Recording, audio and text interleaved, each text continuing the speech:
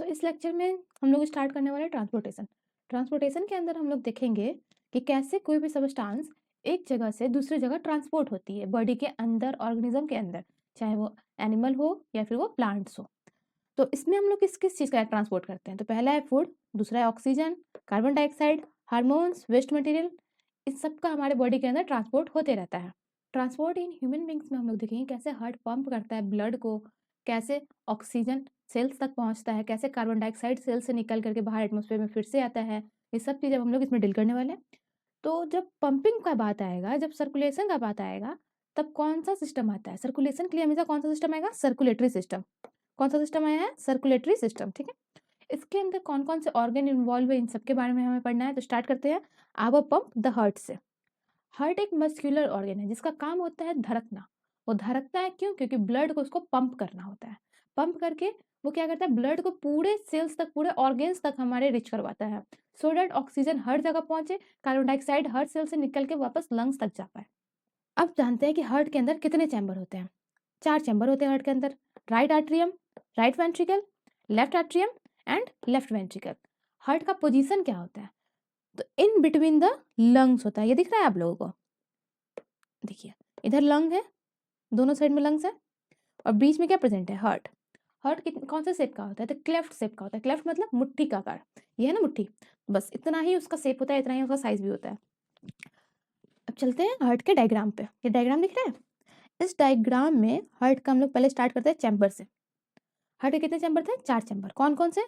तो right atrium, left atrium, right ventricle and left ventricle.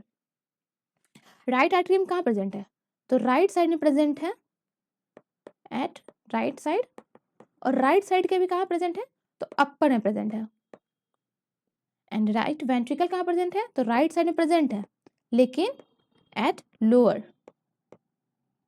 और left atrium की बात करें तो ये भी अपर में प्रेजेंट है, मगर किधर है? लेफ्ट साइड में है। और सेम यही चीज वेंट्रिकल के भी साथ हो जाएगा। लेफ्ट साइड में प्रेजेंट है, लेकिन कहाँ है? लोअर में प्रेजेंट है। ठीक है, तो ये 4 चैम्बर के बारे में आप लोग को अच्छे से नॉलेज रखना है। इसमें आपका एमसीक्यू में ऐसे क्वेश्चन पूछेगा कि राइट आर्ट्रियम कौन से ब्लड को कैरी करता है, ऑक्सीजनेटेड या फिर डीऑक्सीजनेटेड? लेफ्ट आर्ट्रियम कौन से ब्लड को कैरी करता है, ऑक्सीजनेटेड या फिर डीऑक्सीजनेटेड? ये सब हम लोग पढ़ेंगे। पहले अच्छे से इस डायग्राम को देख लेते हैं। आर्ट्रियम एंड वेंट्रिकल तो समझ में आ गया कहाँ कहाँ है। अब ये जो लाइनिंग दिख रहा है ना बीच में, ये है सेप्टम। सेप्टम क्या करता है कि इस दोनों वेंट्रिकल को सेपरेट करके रखता है। अगर सेप्टम नहीं रहेगा तो क्या होगा? ऑक्सीजनेटेड एंड डीऑक्सीजनेटेड दोनों ब्लड मिक्स हो जाएगा। और एक चीज, राइट आर्ट्रियम का वॉल आप लोग को एकदम थिन सा दिख रहा है, वहीं वेंट्रिकल का वॉल देखिए इतना थिक है। ये थिक क्यों रहता है? क्योंकि सबसे ज्यादा पंप इसी को करना है। नीचे अगर ब्लड आके रुका हुआ है तो ये पंप जोर से पंप करेगा तभी ऊपर जाएगा ब्लड, तो इसलिए इसका वॉल थिक होता है। अब उसके बाद ब्लू वाला जितना भी ये सब पाइप जैसा आप लोग को दिखेगा, ये पाइप निकला हुआ लग रहा है, तो ये पाइप नहीं है एक्चुअली, ये वेन्स है। ब्लू वाले जितने भी है वो क्या है? वेन्स है। और रेड वाले जितने भी है वो आर्टरी है। ये जो आप लोग को सुपीरियर वेना कैवा दिख रहा है, superior vena cava and inferior vena cava, इन दोनों का काम होता है ब्लड को हार्ट के पास लेके आना। सुपीरियर अपर में प्रेजेंट होता है, इंफीरियर नीचे में होता है। उसके बाद वॉल्व्स वगैरह आप लोग को दिख रहे होंगे, tricuspid aortic valve, bicuspid valve, pulmonary valve. ये सब क्या करते हैं? ये सब ब्लड के बैकफ्लो होने से रोकते हैं। अब जैसे मान लीजिए ऊपर से यहाँ से ब्लड आया, यहाँ पे ब्लड आया, इस जगह पे आया। अब राइट आर्ट्रियम से ब्लड को जाना है लेफ्ट आर्ट्रियम में, और फिर लेफ्ट आर्ट्रियम से होते हुए इसको निकलना है पल्मोनरी आर्टरी में। अब जब पल्मोनरी आर्टरी में जाएगा तो ग्रेविटी के कारण फिर नीचे भी तो आ सकता है। तो इसी को रोकने के लिए, यही बैकफ्लो को रोकने के लिए यहाँ पे प्रेजेंट होते हैं वॉल्व्स। वॉल्व्स क्या करते हैं? जैसे ही ब्लड ऊपर गया वॉल्व्स क्लोज हो जाएंगे कि ब्लड फिर नीचे आ ही ना पाए। अब pulmonary artery and pulmonary vein का मतलब क्या है? वैसे आर्टरी या वैसे वेन्स, पहले आर्टरी के बारे में जान लेते हैं। पल्मोनरी आर्टरी वैसे आर्टरी होते हैं जो कि ब्लड को हार्ट से दूर ले जाते हैं और वो लंग्स तक लेके जाते हैं। कहाँ लेके जाते हैं? लंग्स में। और पल्मोनरी वेन ऐसे वेन होते हैं जो लंग्स से ब्लड को लेके आते हैं हार्ट में। समझ में आई? चलिए अब इसके बारे में, सबके बारे में एक बार लिख लेते हैं। लिख करके समझेंगे तो ज्यादा अच्छे से समझ में आएगी। सबसे पहले हम लोग क्या पढ़े थे? राइट आर्ट्रियम कहाँ प्रेजेंट होता है? आर्ट्रियम कहाँ प्रेजेंट होता है? तो present at upper right side. और राइट आर्ट्रियम कौन से ब्लड को कैरी करता है? तो राइट आर्ट्रियम डीऑक्सीजनेटेड ब्लड को कैरी करता है। अब इसको याद कर कैसे रखेंगे, तो ऐसे याद करेंगे, राइट में तो क्या होता है हमेशा सही, लेकिन इधर क्या है, जो सही है वो अच्छा ब्लड कैरी नहीं किया, जो सही है वो सही ब्लड कैरी नहीं किया, ऐसे याद रख लो, जो सही है वो सही ब्लड कैरी नहीं किया। अब सही ब्लड कौन सा है, तो जिसमें ऑक्सीजन हो, डीऑक्सीजनेटेड मतलब उसमें ऑक्सीजन नहीं है, तो right atrium carry deoxygenated blood. हम तो ऐसे ही याद किए हैं, बाकी आप लोग अपना तरीका भी बना सकते हैं कैसे याद करने का, ये बस हम अपना तरीका बताएं आप लोग को। उसके बाद आते हैं हम लोग राइट वेंट्रिकल पे। राइट वेंट्रिकल किधर प्रेजेंट है, राइट साइड में, लेकिन लोअर में प्रेजेंट है, लोअर राइट साइड। अब राइट आर्टरियम से तो डीऑक्सीजनेटेड ब्लड आ रहा है, तो इसमें कौन सा ब्लड आएगा, अगर यहाँ ऊपर से ही डीऑक्सीजनेटेड ब्लड आ रहा है तो नीचे भी तो डीऑक्सीजनेटेड ब्लड ही आएगा, ये थोड़ी कैरी कर रहा है, यहाँ तो वेन यहाँ से लाके दे रहा है, तो इसमें डीऑक्सीजनेटेड ब्लड आ गया है। अब दूसरा पॉइंट क्या है कि इसका वॉल थिक था, किसका वॉल थिक था, तो वेंट्रिकल का वॉल थिक था, तो यहाँ क्या लिख देंगे, थिक वॉल्व। उसके बाद और एक चीज क्या देख रहे थे कि वाल्व्स प्रेजेंट है, वाल्व्स क्यों प्रेजेंट है, ताकि बैकफ्लो ऑफ ब्लड ना हो जाए। अब देखेंगे left atrium and left ventricle के बारे में। Left atrium and left ventricle में ज्यादा कुछ नहीं बदला है, बस क्या लिख देंगे हम लोग कि प्रेजेंट कहाँ है, तो प्रेजेंट है ये लेफ्ट साइड में, ठीक है। कैरी क्या करता है, ऑक्सीजनेटेड ब्लड कैरी करता है। वेंट्रिकल कहाँ प्रेजेंट है, लेफ्ट वेंट्रिकल, तो लेफ्ट वेंट्रिकल प्रेजेंट है लेफ्ट साइड में, लोअर साइड में ये भी, इसमें भी वॉल कैसा है, थिक है, और इसमें वॉल्व्स प्रेजेंट है, बैक फ्लो ऑफ ब्लड को प्रिवेंट कर रहे हैं। अब हम लोग पढ़ते हैं किसके बारे में, सेप्टम के बारे में। सेप्टम क्या था, याद है, सेप्टम एक सेपरेटिंग वॉल्व है, किसके बीच में, तो ventricle, right ventricle and left ventricle के बीच में, it is a separating between. अब सेप्टम का नीड क्या है, हमें ये भी पढ़ना है कि सेप्टम आखिर है क्यों, वो इसीलिए ताकि डीऑक्सीडेटेड ब्लड ऑक्सीजनेटेड ब्लड से मिक्स ना हो जाए, इसलिए हम लोग एक सेपरेटिंग वॉल्व डालते हैं, तो वो भी हम लोग यहाँ पे लिख लेंगे, इट इज नेसेसरी बिकॉज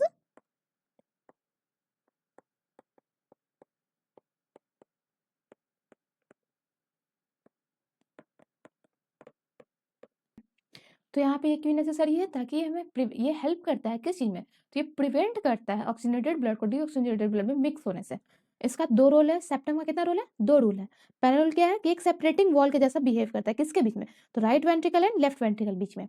क्यों ये सेपरेटिंग वॉल के जैसा बिहेव करता है, ताकि ये मिक्स होने से बचा सके, किसको मिक्स होने से, तो ऑक्सीजनेटेड ब्लड को डीऑक्सीजनेटेड ब्लड में मिक्स होने से बचाता है सेप्टम का वॉल्व, ठीक है। अब हम लोग देखेंगे pulmonary artery and pulmonary vein के बारे में।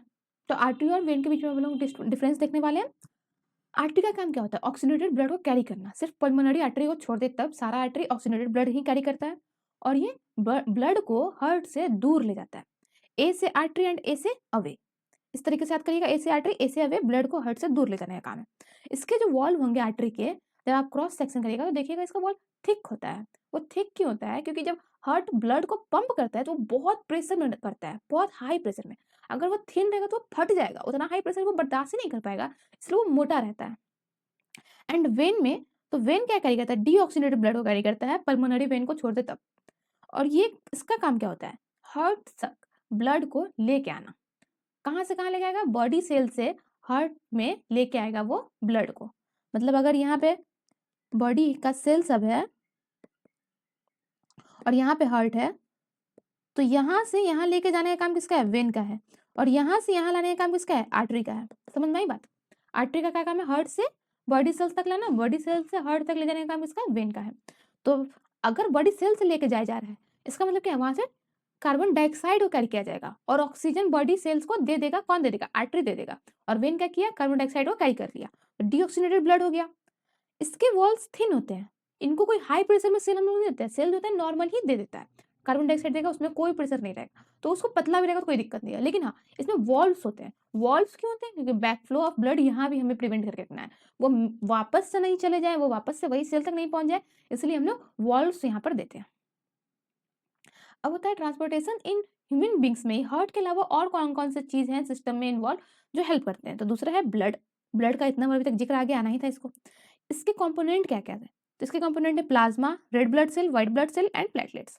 प्लेटलेट्स का काम कब आता है? जब ब्लड क्लॉटिंग वगैरह हो जाता है, तो आप लोग देखिए थोड़ी ही देर के बाद वहाँ पे ब्लड जम जाता है, फिर ब्लड निकलता नहीं है, तो किसके कारण होता है? प्लेटलेट्स के ही कारण होता है। वहाँ पे हो जाता है एंड ब्लड का क्लॉटिंग में हेल्प कर देता है, फिर ब्लड बाहर आना बंद हो जाते हैं। इसका ये बहुत रोल है, अगर ये नहीं होगा तो बहुत से डिजीज हो जाते हैं। अब वो कौन कौन से डिजीज है ये आपको पता करना है। फिर white blood cell, white blood cell का काम क्या है? इन्फेक्शन से लड़ना, हमें इम्यूनिटी प्रोवाइड करना।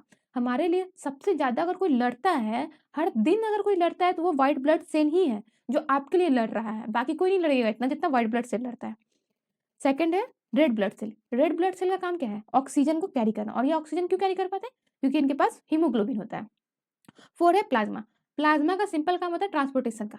ये फूड, हार्मोन्स, वेस्ट इस सब को कैरी करते हैं, एक जगह से दूसरी जगह ट्रेवल करवाते हैं। तो ब्लड को अगर हम लोग डिफाइन करना चाहेंगे तो क्या कर सकते हैं? एक ट्रांसपोर्टिंग मीडियम है जिसके थ्रू हम हर एक चीज को ट्रांसपोर्ट करते हैं, चाहे वो ऑक्सीजन हो गया तब, या फिर फूड, हार्मोन्स, वेस्ट वगैरह हो गया तब। ठीक है। अब थर्ड है ब्लड वेसल्स, जिसके बारे में अभी हम लोग पढ़ लिए हैं। आर्टरी के बारे में पढ़ लिए, ऑक्सीजनेटेड ब्लड कैरी करता है, हार्ट से वो बॉडी सेल तक लेके जाता है। वेन क्या करता है? डीऑक्सीजनेटेड ब्लड कैरी करता है और वो हार्ट में ब्लड लेके आता है। कैपिलरीज क्या करता है? आर्टरी और वेन दोनों को मिलाने का काम करता है। मतलब अगर एक साइड इधर वेन है और एक साइड इधर आर्टरी है, तो इन दोनों के बीच में कैपिलरी होगा। कैपिलरी एक बहुत ही थीन, बहुत ही पतला होता है, बहुत पतला। अगर ये आर्टरी इतना मोटा है और वेन भी इतना है, तो आर्टरी हमेशा ये होगा, बीच का एकदम थिन होता है, वहीं से ट्रांसफर होता है। जो भी आप लोग एक्सचेंज वगैरह देखते हैं, तो हर जगह एक्सचेंज के लिए कैपिलरी ही रहता है जो एक्सचेंज करवाता है। फिर चौथा है लिम्फ। लिम्फ क्या है? एक लिम्फ जो है वो कलरलेस फ्लूइड है। कलरलेस क्यों? क्योंकि इनमें आरबीसी प्रेजेंट नहीं है। तो इसमें प्रेजेंट क्या क्या है? इसमें ब्लड का जो प्लाज्मा हम लोग देखे थे वो प्रेजेंट है। अब ब्लड का प्लाज्मा लिम्फ में कैसे आ गया? तो जब कैपिलरीज हर एक सेल तक पहुंचते रहता है ना, तो क्या होता है कि कुछ कुछ प्लाज्मा लीक्स आउट कर जाते हैं, उसमें से निकल जाते हैं। तो ये निकल के अलग लिम्फ वेसल्स में चले जाते हैं और ये लिम्फ का फॉर्मेशन करते हैं। अब इसे कंपोनेंट जो हम लोग पहले बता दिए, प्लाज्मा होंगे, इसमें आरबीसी और प्लेटलेट्स दोनों ही एब्सेंट है, इसलिए ये कलरलेस है। व्हाइट ब्लड सेल होंगे, यानी कि लिम्फ भी हमारे इन्फेक्शन में लड़ने में बहुत हेल्प करता है। प्रोटीन होंगे, कुछ ही अमाउंट में होंगे, और एब्जॉर्ब फैट्स होंगे। एब्जॉर्ब फैट्स कहाँ से लिए हम लोग? स्मॉल इंटेस्टाइन से ले रहे हैं इसमें। अब फंक्शन क्या है लिम्फ का? देखिए यहाँ पे पहले ही लिख दिया गया कि very important from exam point of view. तो फंक्शन है लिम्फ का transport of fat. Lymph carry digested fat from the small intestine to the blood stream. Carry किया स्मॉल इंटेस्टाइन से क्या? फैट्स को, डाइजेस्टेड फैट को, और वो ब्लड स्ट्रीम में भेज देगा। सेकेंड है drainage of excess fluid. Excess fluid मतलब return extra fluid back to the blood preventing swelling. अब अगर कहीं पर भी ज्यादा फ्लूइड आ गया, ज्यादा प्लाज्मा वगैरह है, तो वो क्या करेगा? वहां से निकालेगा और ब्लड में भेज देगा। क्यों? क्योंकि वहां पे फुल ना जाए, स्वेलिंग ना हो जाए, इसीलिए। थर्ड है defence against infection. WBC present है तो ऑफकोर्स इन्फेक्शन से हमें प्रिवेंशन ही देगा। फोर्थ है transport of proteins, help in returning plasma protein to the blood. अब जो प्लाज्मा रिलीज होते हैं, लीक्स आउट होते हैं, तो कुछ कुछ प्लाज्मा क्या करता है? वापस से ब्लड में ही भेजते रहता है। अब डबल सर्कुलेशन के बारे में हम लोग देखेंगे। डबल सर्कुलेशन को पढ़ने से पहले हमें समझना कि इसका नाम ही डबल सर्कुलेशन क्यों पड़ा है। क्योंकि यहाँ पे 2 बार साइकिल चलती है, मतलब 2 बार ब्लड हम लोग ट्रांसपोर्ट करते हैं। क्या से किधर ट्रांसपोर्ट करते हैं, तो हम लोग देखेंगे। पहला होता है पल्मोनरी सर्कुलेशन। इसमें क्या होता है कि ब्लड हार्ट से लंग्स तक जाता है। पल्मोनरी मतलब पहले ही बता दिया, लंग्स से रिलेटेड, मतलब हार्ट से कहाँ जा रहा है? लंग्स में ब्लड जा रहा है। तो पहला साइकिल। दूसरा cycle systematic circulation, it means heart से वो बॉडी तक जा रहा है, फिर बॉडी से हार्ट तक आ रहा है। सर्कुलेशन अर्थ मतलब क्या होता है? एक साइकिल चलना। और एक साइकिल तब तक पूरा नहीं हो जाएगा जब तक वो एक जगह से चलना स्टार्ट हुआ हो और वापस उसी जगह ना आ जाए, तब तक उसे हम लोग साइकिल नहीं कहेंगे। लाइक यहाँ पे अगर लंग है और यहाँ पे हार्ट है, तो हार्ट से लंग गया, लंग से फिर हार्ट में आना चाहिए, तब एक साइकिल पूरा होगा। समझ में आई बात? तो वही है यहाँ पे। अब इन दोनों के बारे में देखते हैं, कैसे ब्लड जाता है और कैसे फिर वापस भी आता है। तो इसको हम लोग पिक्चर के थ्रू देखेंगे। देखिए यहाँ पे पिक्चर दिख रहा है, लंग्स बना हुआ है ऊपर में, यहाँ पे हार्ट है और इधर बॉडी सेल्स है। ओके, पहले यहाँ पे ऑक्सीजन वाला ब्लड, ऑक्सीजन आया किस में? लंग्स में आया हुआ है, लंग्स ऊपर ऑक्सीजन भरा हुआ है। यहाँ पे कैपिलरीज प्रेजेंट होंगे, ब्लड कैपिलरीज, और यहाँ पे एल्वियोली है लंग्स के अंदर, ये लंग्स है और इसमें एल्वियोली है। अब एल्वियोली क्या करेंगे? O2 देंगे, किसको? कैपिलरीज को। कैपिलरीज को O2 दे दिए, तो पल्मोनरी वेन क्या करेगा? वो O2 वाले ब्लड को लेके आएगा कहाँ? लेफ्ट आर्टरी में। लेफ्ट आर्ट्रियम में लेके आया, लेफ्ट आर्ट्रियम से वो ब्लड फिर कहाँ जाएगा? लेफ्ट वेंट्रिकल में। अब लेफ्ट वेंट्रिकल खूब एकदम अपना प्रेशर डालेगा, इतना कस के वो प्रेशर डालेगा कि वो ब्लड सीधा चला जाएगा अरोटा में, इसे हम लोग कहते हैं अरोटा। फिर वो अरोटा नीचे बॉडी पार्ट्स के पास जाएगा, नीचे सारे सेल्स के पास जाएगा, मतलब सिर्फ नीचे नहीं सारे सेल्स के पास होते हुए जाएगा। फिर कैपिलरीज दिखेगा उसको, तो वो कैपिलरीज को दे देगा ब्लड। कैपिलरीज क्या करेगा, बॉडी पार्ट्स के साथ उसको एक्सचेंज कर लेता है। कैपिलरीज क्या करेगा, एक्सचेंज कर लेगा। O2 दे देगा बॉडी सेल्स को दे दिया ऑक्सीजनेटेड ब्लड। अब बॉडी सेल्स भी तो रिटर्न में कुछ देगा, उसको खाली हाथ थोड़ी भेजाएगा, तो ये दे देता है कार्बन डाइऑक्साइड वाला ब्लड, मतलब जिसमें कार्बन डाइऑक्साइड की अमाउंट ज्यादा है वो ब्लड फिर दे देता है कैपिलरी को। अब कैपिलरीज कार्बन डाइऑक्साइड वाले ब्लड को दे देगा वेन्स को, वेन फिर दे देगा वो डीऑक्सीडेटेड ब्लड वेना कैवा को, और वेना कैवा किधर जाएगा, राइट आर्टरियम में जाएगा, फिर राइट वेंट्रिकल में जाएगा, और राइट वेंट्रिकल किसको दे देगा वो ब्लड, पल्मोनरी आर्टरी को। फिर पल्मोनरी आर्टरी जाएगा लंग्स तक, वहां पे कैपिलरीज होगा, वो कैपिलरीज और एल्वियोलाई के बीच में फिर एक बातचीत चलेगा, और कैपिलरी क्या कर देगा, कार्बन डाइऑक्साइड वाला जो था ब्लड उसमें से कार्बन डाइऑक्साइड एल्वियोलाई को दे दिया, एल्वियोली को दे दिया। अब एल्वियोली क्या करेगा, कार्बन डाइऑक्साइड को बाहर निकाल देगा। समझ में आई बात? एक बार मैं लिख के आप लोगों को समझा देती हूँ क्या मैं कह रही थी। पहले पल्मोनरी सर्कुलेशन हम लोग देखेंगे। पल्मोनरी सर्कुलेशन में क्या होता है, जो डीऑक्सीडेटेड ब्लड होते हैं जो कहाँ से होते हैं, बॉडी सेल्स है होते हैं, वो इंटर करते हैं राइट साइड में, किसके, तो हार्ट के। तो राइट साइड में पहले कहाँ जाएंगे, राइट आर्ट्रियम में जाएंगे, वहां से फिर राइट वेंट्रिकल में जाएंगे। अब राइट वेंट्रिकल क्या करेगा, उस ब्लड को पंप करेगा, और पंप करेगा तो ये ब्लड किधर चले जाएंगे, पल्मोनरी आर्टरी में। फिर पल्मोनरी आर्टरी उस ब्लड को लेके जाता है लंग्स तक, जहाँ क्या होता है, CO2 का एक्सचेंजेशन होता है लंग्स के साथ। यहाँ पे क्या करेंगे, पल्मोनरी आर्टरी जी दे देंगे CO2 को, किसको, लंग्स को दे देंगे, और लंग्स से बदले में क्या ले लेंगे, ऑक्सीजन ले लेंगे, और वो ऑक्सीजन वाला ब्लड अब क्या बन गया, ऑक्सीजनेटेड ब्लड, क्योंकि कार्बन डाइऑक्साइड तो हम लोग लंग्स को दे दिए, कार्बन डाइऑक्साइड है ही नहीं, और ऑक्सीजन ले लिए, तो डीऑक्सीजनेटेड ब्लड ही किसमें बदल गया, ऑक्सीजनेटेड ब्लड में। कार्बन डाइऑक्साइड दिए और वो ब्लड फिर बन गया ऑक्सीजनेटेड, क्योंकि उसमें ऑक्सीजन आ गया। अब इसके बाद हम लोग देखेंगे वापस कैसे वो ब्लड आता है, जो ऑक्सीजनेटेड ब्लड है वो कैसे आया हार्ट में, तो वो आता है through pulmonary vein, oxygenated becoming oxygenated, and that blood is travel through pulmonary vein into the heart. तो देखिए इधर पल्मोनरी सर्कुलेशन में क्या था, लास्ट में हार्ट में ऑक्सीजनेटेड ब्लड आता है, किसके थ्रू आता है, तो पल्मोनरी वेन के थ्रू आता है। यहाँ पे पल्मोनरी सर्कुलेशन कंप्लीट, हार्ट से डीऑक्सीडेटेड ब्लड जाएगा किसके माध्यम से, पल्मोनरी आर्टरी के माध्यम से। लंग से ऑक्सीजनेटेड ब्लड आएगा हार्ट में किसके थ्रू, पल्मोनरी वेन के थ्रू। अब उसका होता है somatic circulation start. Somatic circulation में क्या होता है, जैसे ही पल्मोनरी वेन ऑक्सीजनेटेड ब्लड को लेकर के आता है हार्ट में, तो वो कहाँ जाएगा, लेफ्ट आर्ट्रियम में जाएगा। कहाँ गया वो, पहले लेफ्ट आर्ट्रियम में, फिर उसके बाद वो किस में जाएगा, तो लेफ्ट वेंट्रिकल में जाएगा, और लेफ्ट वेंट्रिकल प्रेशर देगा, एकदम हाई प्रेशर देगा, उस ब्लड को पंप करेगा, और वो ब्लड चला जाएगा अरोटा में। किसमें जाएगा, अरोटा में। अरोटा क्या करेगा, ऑक्सीजन वाला रिच जो ब्लड है, क्योंकि उसमें तो ऑक्सीजन मिल चुका है, कार्बन डाइऑक्साइड तो है नहीं, तो ऑक्सीजन रिच ब्लड को वो लेके जाएगा पूरे बॉडी तक। अरोटा फिर फैल जाएगा आर्टरी में। हार्ट में बस एक ही आर्टरी घुसता है, सारा नहीं घुसता है, तो जो आर्टरी घुसता है उसे हम लोग अरोटा बोलते हैं, और फिर वो अरोटा सेपरेट हो जाता है आर्टरीज में, और वो आर्टरी हर जगह बॉडी में हमारे ट्रेवल करता है। अरोटा से ऑक्सीजन रिच ब्लड चला गया। अब जब वो बॉडी सेल्स तक पहुंचेगा तो वहां सेल्स क्या करेंगे, ऑक्सीजन को ले लेंगे उसका यूटिलाइज करने के लिए, और जो कार्बन डाइऑक्साइड वो लोग बनाए होंगे उससे वो लोग रिलीज करते हैं ब्लड में। तो इससे क्या होता है, हमारा ब्लड फिर से डीऑक्सीनेटेड हो जाता है, और वो ब्लड चला जाएगा वेन्स में, वेन्स के थ्रू वो जाते हैं वेना कैवा में। अब सारा ब्रेन तो हार्ट में नहीं जाएगा, कोई एक ही वेन जाएगा, तो वो जो मेन वेन जो जाता है हार्ट में उसे हम लोग वेना कैवा कहते हैं। तो वेना कैवा के थ्रू क्या होता है, डीऑक्सीनेटेड ब्लड हार्ट में चला जाता है। अब समझ में आई पूरा साइकिल क्या होता है, पहले हार्ट से जाएगा लंग्स में, लंग्स से फिर आएगा ऑक्सीजनेटेड ब्लड हार्ट में, और हार्ट से ऑक्सीजनेटेड ब्लड जाता है बॉडी सेल्स तक, बॉडी सेल से डीऑक्सीजनेटेड ब्लड आएगा हार्ट में। ये cycle repeat on repeat on repeat चलते रहेगा, जब तक जिंदा है तब तक ये साइकिल चलते रहेगा। और हार्ट जब पंप करता है तो लब डब का साउंड आता है। कौन सा साउंड आएगा, लब डब, धक धक नहीं करता, धक धक बोलते हैं ना, वो नहीं करता, लब डब करता है। तो नेक्स्ट स्टेप क्या है हमारा, ट्रांसपोर्टेशन इन प्लांट्स, तो उसको हम लोग डील करते हैं, ट्रांसपोर्टेशन इन प्लांट्स। इसमें हम लोग क्या देखते हैं कि प्लांट में कैसे वाटर, मिनरल, आयरन और फूड हम लोग ट्रांसपोर्ट करते हैं। इसमें जो भी ट्रांसपोर्टेशन होता है वो वेस्क्यूलर टिश्यू ही ट्रांसपोर्ट करता है। वेस्क्यूलर टिश्यू मतलब क्या होता है, जाइलम एंड फ्लूएम, जाइलम एंड फ्लूएम के बंडल को हम लोग बोलते हैं vascular bundle. Xylem and phloem के बीच का आप लोग डिफरेंस देख लीजिएगा, ये भी शॉर्ट में हो सके पूछ दे आप लोग से।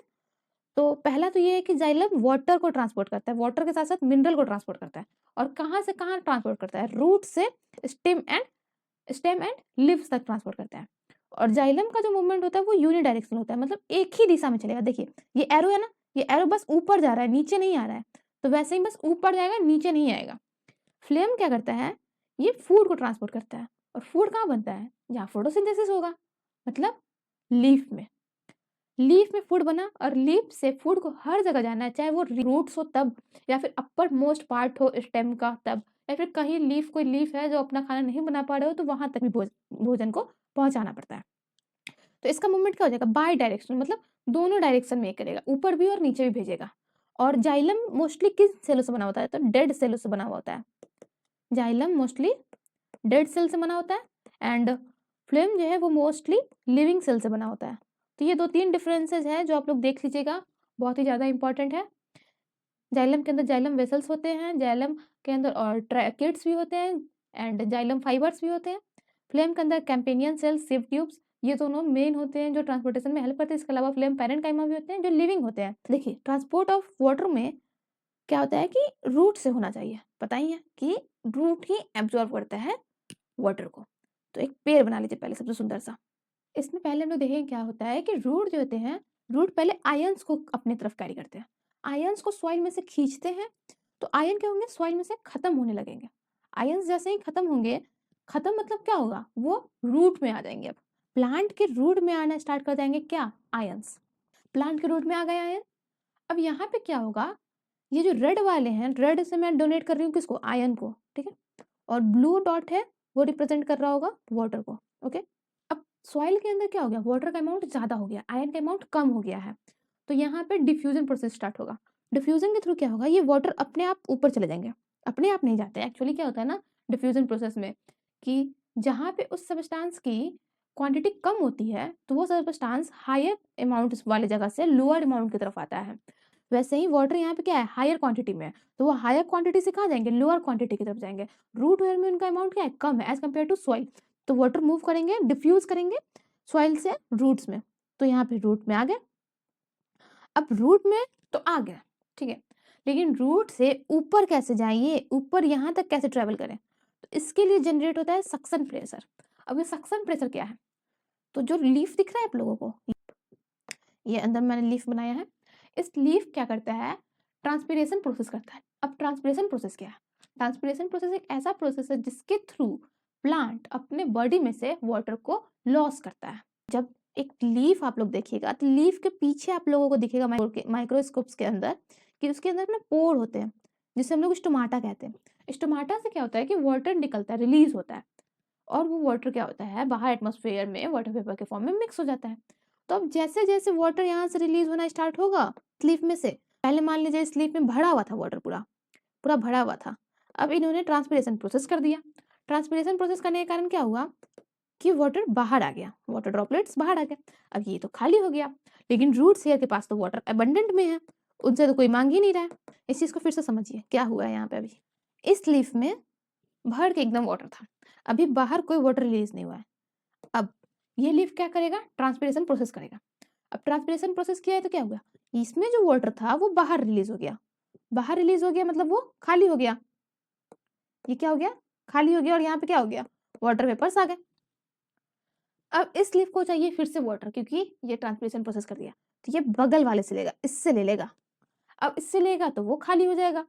अब ऐसे करते करते ये वाला फिर इससे लेगा, फिर इसमें ये वाला आएगा, फिर ये वाला इसको देगा। तो ऐसे करते करते सारे लीफ एक दूसरे से मांगते चले जाएंगे। अब लास्ट लीफ तक आएंगे, तो लास्ट लीफ क्या करेगा? स्टेम के सेल से मांगेगा, स्टेम का सेल उसको दे देगा। फिर इस सिस्टम में भी कमी पड़ जाएगा पानी का, ये बगल वाले से मांगेगा, फिर इससे ट्रांसफर होगा, फिर ये इससे ट्रांसफर होगा। तो ऐसे ट्रेवल होते चला जाएगा, ये इधर ट्रेवल होगा, फिर ये इधर ट्रेवल होगा। और ये जो सेल है ये कहाँ से लेगा वाटर? ये रूट से लेगा। तो इस तरीके से क्या हो रहा है? रूट से वाटर ऊपर जा रहा है due to transpiration process. Transpiration process का बहुत बड़ा हेल्प है वहां पे। वो क्या करता है? सक्शन प्रेशर बनाता है। सक्शन प्रेशर के कारण क्या होता है? रूट से वाटर ट्रेवल करता है सीधा लीफ तक। ओके, ये था पूरा ट्रांसपोर्ट ऑफ वाटर, जो किसके कारण हुआ है, प्रेशर के कारण, ट्रांसपिरेशन के कारण, आयंस के कारण, डिफ्यूजन प्रोसेस के कारण। तो तीनों का आप लोग मेंशन कर दीजिएगा। अब चलते हैं ट्रांसपोर्ट ऑफ फूड पे। ट्रांसपोर्ट ऑफ फूड कैसे होता है, ये बहुत ही लेंदी या वास्ट प्रोसेस है अगर कंपेयर किया जाए ट्रांसपोर्ट ऑफ वाटर से। डायग्राम देख के ही लग रहा होगा कि बहुत ही ज्यादा लगा होगा, अच्छा खासा अमाउंट ऑफ एनर्जी लगा होगा। इसमें क्या होता है, सीव ट्यूब और कंपेनियन सेल ये दोनों ही फ्लेम के पार्ट होते हैं। इधर जाइलम वेसल रन कर रहा होता है और इधर फ्लेम रन कर रहा होता है। फ्लेम होता है वो इधर कंपेनियन सेल से जुड़ा हुआ होता है, कौन, तो सीव ट्यूब। जहां जहां सीव ट्यूब होगा वहां वहां कंपेनियन सेल होगा, या फिर कंपेनियन सेल जहां जहां होगा वहां वहां सीव ट्यूब होगा। सीव ट्यूब जो है वो लीफ के साथ यानी कि सोर्स के साथ भी जुड़ा हुआ रहता है और सिंक के भी साथ जुड़ा हुआ रहता है।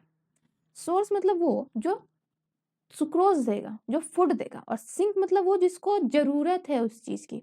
तो सिंक यहाँ पे रूट सेल या फिर स्टेम सेल बन सकते हैं, दोनों में से कोई भी चलेंगे, स्टेम बोल दो, स्टेम सेल या फिर रूट सेल, जहां भी भोजन का जरूरत होगा वहां पहुंचेगा। तो देखिए क्या होता है, लीफ से सुक्रोज को लेता है कौन, कंपेनियन सेल। ये लीफ है, ये जो डॉट डॉट आप लोगों को दिख रहा होगा ऑरेंज कलर में, ये है सुक्रोज। सुक्रोज को कौन लिया, कंपेनियन सेल लिया। कैसे लिया, तो यहाँ पे होता है एनर्जी, यहाँ पे एनर्जी का यूज होता है, एटीपी। एटीपी को देता है, एटीपी का यूटिलाइज करता है और एनर्जी के माध्यम से ये इसको ड्रॉन करता है अपने तरफ। अब लीफ से ये चला गया कंपेनियन सेल में। अब इधर सुक्रोज का अमाउंट ज्यादा है और इधर कम है, तो क्या होगा, सुक्रोज फिर इधर ट्रांसफर हो जाएगा सिव ट्यूब में। अब इधर देखिए बगल में वाटर का एकदम बहुत एक्सेस अमाउंट में है, वाटर क्या है, एक्सेस अमाउंट में, और इधर वाटर है ही नहीं, इधर बिल्कुल वाटर नहीं है। तो वाटर क्या करेगा, यहाँ से इधर ट्रांसफर हो जाएगा। क्यों, क्योंकि ऑस्मोटिक प्रेशर यहाँ पे लग जाता है। पहले कंपेनियन सेल एनर्जी दे करके सुक्रोज को अपने में लेता है, फिर जब सुक्रोज यहाँ कंपेनियन सेल से सिव ट्यूब में आता है तो ऑस्मोटिक प्रेशर के कारण वाटर भी सिव ट्यूब में आ जाता है। अब वाटर प्लस सुक्रोज दोनों ही नीचे जाएंगे, जहां पे जरूरत होगा वहां पे जाते हैं। अब जहां पे जरूरत है वहां पे, यहाँ पे मान लीजिए यहाँ पे डिफिशियंसी, यहाँ पर भी नहीं है, यहाँ पे कुछ नहीं है, कंपेनियन सेल्स में भी नहीं आया है, ना ही यहाँ पे है सुक्रोज। तो सुक्रोज इससे मांगेगा कंपेनियन सेल से। अब कंपेनियन सेल क्या बोलेगा, सिर्फ भाई तुम्हारे पास है तो तुम दे दो हमको, तो ये इसको दे देगा। यहाँ पे कोई एनर्जी नहीं लगेगा क्योंकि ये दोनों क्या है, बहन बहन है। तो ये बोलेगी हाँ भाई मेरे पास है तुम ले लो बहन। अब ये इसको दे देगी जिसको जरूरत है। तो यहाँ पे क्या होगा, सुक्रोज का अमाउंट कम हो जाएगा, तो वाटर वापस से अपने जगह पे चला जाएगा, क्योंकि सुक्रोज का अमाउंट कम हो गया, वापस से वही सिचुएशन आ गया जहाँ पे दोनों न्यूट्रल है, वाटर का भी अमाउंट न्यूट्रल रह जाएगा और सल्यूट का भी अमाउंट न्यूट्रल रह जाएगा। तो वाटर इधर चला जाता है वापस से, क्योंकि जगह जरूरत ही नहीं है, अभी जब जरूरत था तब आ गया था, जब प्रेशर देखा ये घट रहा है तो प्रेशर बैलेंस करने के लिए चला गया, अब प्रेशर बैलेंस हो गया तो वो वापस अपनी जगह पे आ जाता है। समझ में आई बात। तो transport of food and other substances में एनर्जी यूज होता है, वाइल जब हम लोग वाटर का ट्रांसपोर्ट कर रहे थे तो कोई एनर्जी वहां पे यूज नहीं हो रहा था। इस चीज को आप लोग एक बार देख लीजिएगा, एनसीईआरटी का बुक में क्वेश्चन भी होगा, how food and water is transported through plants. उस क्वेश्चन को आप लोग अपने लैंग्वेज में और हेल्प लेना, और हाँ डायग्राम भी ऐड कर दीजिएगा, ऐसा डायग्राम ऐड करिए या फिर ये वाला डायग्राम ऐड करिए, दोनों में से जो आप लोग को इजी लगे वो डायग्राम आप लोग ऐड कर दीजिएगा। और ये देखिए ऐसा नहीं है कि बस है ना एक ही डायरेक्शन में नीचे ही जाएगा, नहीं, वो अगर ऊपर में जरूरत होगा, स्टेम सेल को जरूरत होगा तो वो ऊपर भी जाएगा। यहाँ पे देखिए दोनों जगह पे है, एरो दोनों साइड में जा रहा है, ऊपर भी जा रहा है नीचे भी आ रहा है। और ये जो ब्लू ब्लू कलर का डॉट दिख रहा है वो वाटर का है, वाटर ड्रॉपलेट्स। एंड ये जो हल्का सा ग्रीनिश दिख रहा है ये है सुक्रोज। ठीक है, समझ गए। तो अब नेक्स्ट हम लोग का एक्सक्रिएशन, और ये लास्ट टॉपिक है इस चैप्टर का। इसमें आप लोग को जो भी पढ़ना है वो यूरिन का फॉर्मेशन पढ़ना है, उसमें फोकस रहना चाहिए, और थोड़ा बहुत आपको किडनी के बारे में जानना है बस। एक्सक्रीशन में आप लोग को क्या देखना है, किडनी एंड यूरिन फॉर्मेशन, इसके ऊपर ही क्वेश्चन अभी तक बनते आया है, इसी पे बनने का चांस भी है। तो अब उसको हम लोग स्टार्ट करते हैं एक्सक्रीशन को। पहले एक्सक्रीशन के बारे में हम लोग ये जानते हैं कि वो होता क्या है एक्सक्रीशन। एक्सक्रीशन का मतलब होता है कोई भी मेटाबॉलिक वेस्टेज जो हमारा बॉडी बनाता है उससे हम लोग बाहर निकालते हैं। वो बनता कैसे है उस प्रोसेस के बारे में जानते हैं, उसके निकलने के प्रोसेस के बारे में जानते हैं। इस पूरे प्रोसेस को हम लोग क्या बोलते हैं, एक्सक्रीशन।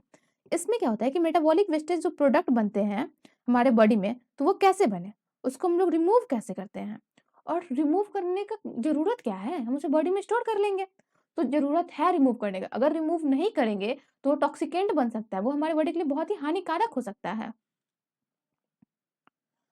अब excretion in human beings, excretion in human beings में हम लोग देखेंगे कौन कौन से एक्सक्रिएटरी सिस्टम इन्वॉल्व होते हैं। तो पहला है किडनी।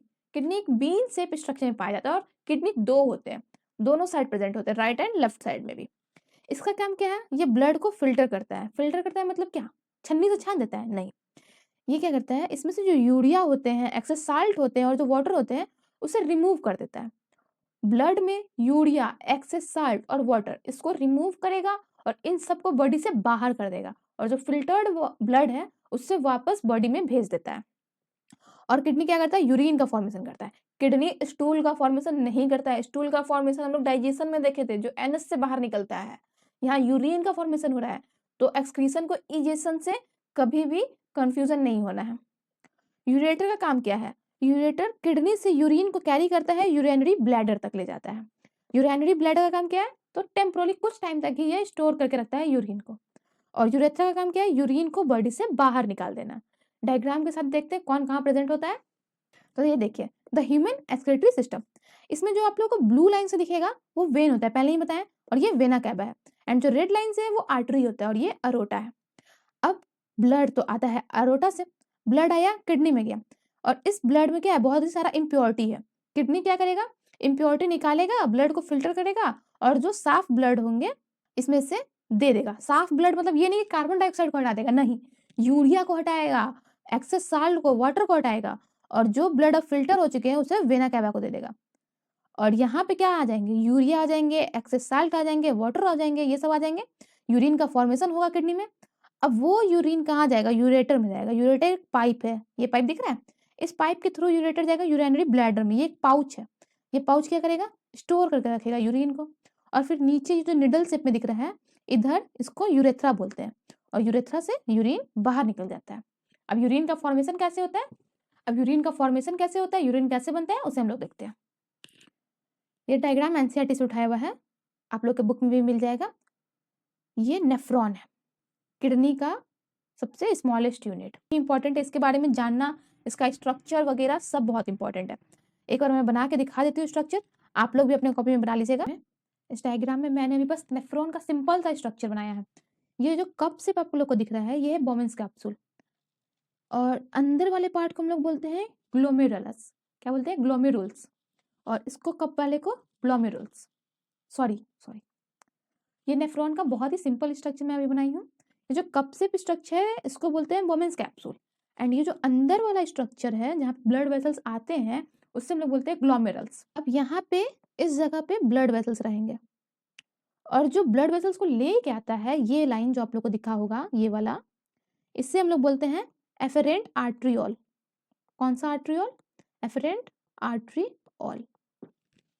अब यहाँ पे ब्लड लेकर के तो ये आ गया, यहाँ ग्लोमेरुल से बोमेंस कैप्सूल के अंदर फिल्ट्रेशन होगा। इस जगह पे फिल्ट्रेशन होगा, जो भी यूरिया वगैरह होंगे, एक्सेस साल्ट वगैरह होंगे, आयंस वगैरह होंगे, उन सबको ले लिया जाएगा।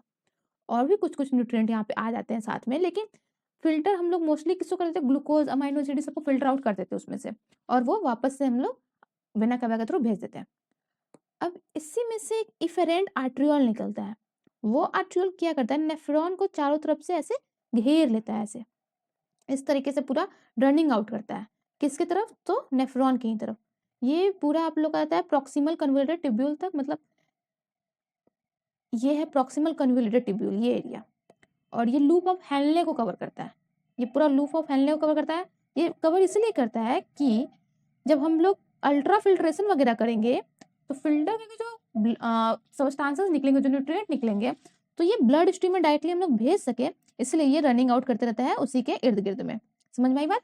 और इससे हम लोग क्या बोलते हैं, जब ये चारों तरफ से घेर लेता है तो उस ब्लड वेसल को हम लोग बोलते हैं वैसा रेक्टा। क्या बोलते हैं, वैसा रेक्टा। तो 3 चीज के बारे में आपको पता चल गया, vasa recta, afferent arteriole and efferent arteriole. अब नेफ्रॉन का और स्ट्रक्चर देखते हैं नीचे। अब जैसे जैसे आप नीचे आओगे बोमेंस कैप्सूल के नीचे, तो ये एरिया आपको दिखेगा कर्व शेप में, पूरा लचकीला टाइप में, ऐसे इधर दिख रहा होगा इस जगह पे। इससे हम लोग बोलते हैं प्रॉक्सिमल कन्वोल्यूटेड ट्यूब्यूल, पीसीटीपी बोलते हैं। अब नीचे जो रनिंग करते हुए दिख रहा है आप लोगों को, इससे हम लूप ऑफ हेनले कहते हैं। रनिंग करते हुए ऊपर हो चाहे नीचे, दोनों साइड को हम लोग लूप ऑफ हेनले कहते हैं। जो नीचे जा रहा है उसे हम लोग डिसेंडिंग लूप ऑफ हेनले कहेंगे, जो ऊपर आ रहा है उसे असेंडिंग लूप ऑफ हेनले। तो यहाँ से आएगा इस रास्ते से, फिर लूप ऑफ हेनले में जाएगा, उसके बाद फिर असेंडिंग लूप ऑफ हेनले में, देन फिर वो किस में चला जाएगा, कलेक्टिंग डक्ट में। ये क्या है, कलेक्टिंग डक्ट। कौन जाएगा, यूरिन जाएगा। इस डायग्राम में अब आप लोग लेबलिंग वाले डायग्राम को आप लोग बनाओगे, जिस डायग्राम में लेवल किया गया है। देखिए ये डायग्राम अभी जो बताई मैं, एफरेंट आर्ट्रियोल ये है। एफरेंट आर्ट्रियोल जो आया है, आया किस में आया, ग्लोमेरुल्स में आया। यहाँ पे क्या होगा, ग्लोमेरुल्स एंड बोमेन्स कैप्सूल के बीच में फिल्ट्रेशन होगा, ब्लड फिल्टर आउट किया, फिर ये ब्लड जाएगा पीसीटी में, प्रॉक्सिमल कन्वोल्यूटेड ट्यूब्यूल में। फिर उसके बाद ये गया लूप ऑफ हेनले में, descending loop of Henle, then ascending loop of Henle. उसके बाद इधर है कलेक्टिंग डक्ट, जितना भी यूरिन होगा सब कलेक्टिंग डक्ट में कलेक्ट होते चला जाएगा। ये था प्रोसेस। और यहाँ से इफेरेंट आर्ट्रियोल जो निकल रहा है वो पूरा कवर कर रहा है इस तरीके से। जब कवर करता है, लूप ऑफ हेनले में आता है, तो उसे हम लोग वैसा रेक्टा कहते हैं। और यहीं से न्यूट्रिएंट को हम लोग दे देते हैं ब्लड वेसल्स में, और जो वेस्टेज है उसे कलेक्टिंग डक्ट में देते हैं। ये था एक्सक्रीशन इन ह्यूमन बीइंग। अब हम लोग देखेंगे यूरिन प्रोडक्शन का। तो स्टेप हम लोग देख लिए। इसमें क्या था, अल्ट्रा फिल्ट्रेशन था। इसमें हम लोग क्या किए थे, जो कि ग्लोमेरुल्स में हुआ था, वाटर को, यूरिया को, साल्ट को, ग्लूकोज को, इस सबको एंटर करवाए थे वोमेन्स कैप्सूल में, वहां पे फिल्टर किया गया था और ब्लड हाई प्रेशर में फिल्टर हुआ था यहाँ पे। Selective reabsorption. सिलेक्टिव रीअब्जॉर्प्शन जैसे मैंने बताया कि क्या क्या रीअब्जॉर्ब किए थे हम लोग, ग्लूकोज रीअब्जॉर्ब किए थे, अमाइनो एसिड किए थे, साल्ट किए थे, और कुछ अमाउंट में हम लोग वाटर भी किए थे। और सिलेक्टिव रीअब्जॉर्प्शन हम लोग क्या करते हैं, इसलिए करते हैं क्योंकि जो यूजफुल मटेरियल है हम लोग का, कहीं गलती से वो बाहर ना चला जाए, इसलिए हम लोग सिलेक्टिव रीअब्जॉर्प्शन करते हैं। ग्लूकोज बहुत इंपॉर्टेंट है हमारे बॉडी के लिए, अमाइनो एसिड भी है। अब ये दोनों ही अगर बाहर चला जाएगा तब तो बहुत भारी लॉस हो जाएगा, इसलिए हम लोग सिलेक्टिव रीअब्जॉर्प्शन करवाते हैं। फिर आता है टिब्यूलर सिक्रेशन। ये डिस्टल टिब्यूल में होता है। इसमें एक्स्ट्रा आयरन, वेस्टेज, ड्रग्स, ये सब जो सीक्रेट होते हैं हमारे बॉडी के थ्रू, ये सब इसमें जाते हैं और वो भी बाहर निकलते हैं। हमारी बॉडी को इस सब चीज़ का जरूरत नहीं है, तो इसको भी बाहर निकाल दिया जाता है। और ये हेल्प करते हैं किस चीज़ में, तो आयनिक एंड पीएच बैलेंस में भी। उसका चौथा स्टेप होता है यूरिनेट। लास्ट में हम लोग क्या करते हैं, सारा यूरिन को कलेक्टिंग डक्ट में कलेक्ट करते हैं, फिर यूरेट्रा में डालते हैं, यूरेट्रा से urinary bladder, and then urethra से आउटसाइड दी बॉडी। भाई, और ये एक फ्लो चार्ट है, जो फ्लो चार्ट को आप लोग देख लीजिएगा। इसमें क्या होता है, ब्लड आता है, ग्लोमेरुल्स में आता है, वो बोमेन्स कैप्सूल में जाएगा, फिर अल्ट्रा फिल्ट्रेशन वहां पे होगा, देन फिर सिलेक्टिव रीअब्जॉर्प्शन होगा। सिलेक्टिव रीअब्जॉर्प्शन किस किस का होता है ये भी मेंशन करिएगा एग्जाम में। फिर ट्यूबुलर सिक्रेशन होता है, उसमें क्या क्या निकलता है, ड्रग्स निकलता है, वेस्टेज निकलता है, और क्या था, कुछ आयंस भी थे। फिर यूरिन बनता है, वो यूरिन कहाँ जाएगा, कलेक्टिंग डक्ट में जाएगा, फिर यूरेटर में, फिर यूरेथ्रा के थ्रू बाहर। अब होता है एक्सक्रीशन इन प्लांट। क्या क्या प्लांट एक्सक्रीट करता है और कैसे एक्सक्रीट करता है, इसको डायग्राम के थ्रू देखते हैं। गैसेस को वो कहाँ से एक्सक्रीट करता है, जैसे कार्बन डाइऑक्साइड, ऑक्सीजन, ये सब कैसे निकालता है वो। कार्बन डाइऑक्साइड वो निकालता है कैसे, रेस्पिरेशन के थ्रू। रेस्पिरेशन प्रोसेस में कार्बन डाइऑक्साइड बाहर निकलता है। और ऑक्सीजन कैसे निकलता है, फोटोसिंथेसिस के थ्रू बाहर निकलता है। तो गैसेस एक्सचेंज तो हो गया। अब उसके बाद वाटर का था, तो ट्रांसपिरेशन जो प्रोसेस है उसके थ्रू वो क्या करता है, वाटर को स्टोमेटा से बाहर निकालता है। देन फिर आया आपका सॉलिड वेस्टेज। जो सॉलिड पार्ट होते हैं, जैसे कि बार्क ले लीजिए या फिर लीफ, तो ये सब जब ओल्ड हो जाते हैं तो खुद ही झड़ जाते हैं। पतझड़ का जो मौसम होता है, पत्ता कैसे झड़ जाता है, तो वो सॉलिड वेस्ट में ही आएगा। फिर gum and resin. Gum and resin क्या होगा, ये भी बाहर निकलते हैं। जैसे लेंटिकल्स वगैरह होते हैं ना, बार्क के ऊपर लेंटिकल्स वगैरह, तो उसी में से गम्स एंड रेसिन भी निकल जाता है। ये देखिए, ये क्या है, गम है। कोई ऐसा प्लांट कभी आप लोग तोड़े हैं जिसमें ना चिपचिपा एकदम लगेगा कि वाटरी मटेरियल निकल रहा है, चिपचिपा हाथ में चिपक रहा हो, तो वही होता है गम्स। समझ में आ गई सारी बातें। ये चैप्टर बस इतना ही था। इस चैप्टर में इससे आगे कुछ नहीं है। तो आप लोग एक बार एनसीईआरटी का बुक जरूर पढ़ लेना, साथ ही साथ उसके जितने भी इनटेक्स्ट क्वेश्चन है आप उन्हें लगा लेना। कोई भी ऐसा क्वेश्चन जिसमें आप फंस रहे हो तो उसे कमेंट बॉक्स में डाल देना, उसका मैं सॉल्यूशन वाला वीडियो अलग से एक शॉर्ट फॉर्म में बना के दे दूंगी। ये बहुत ही लेंथी चैप्टर है, लेकिन इसका वेटेज बहुत ज़्यादा है। बायोलॉजी में अगर कहीं से क्वेश्चन पूछा जाता है तो ये इसमें है, एंड हेरिडिटी में से है। तो नेक्स्ट चैप्टर हम लोग वही स्टार्ट करेंगे अब सीधा। उसके बाद फिर हम लोग रिप्रोडक्शन देखेंगे, एंड कंट्रोल एंड कोऑर्डिनेशन उसको सबसे लास्ट में हम लोग देखेंगे। तो इस लेक्चर में इतना ही था। अब नेक्स्ट लेक्चर में मिलते हैं, तब तक के लिए बाय।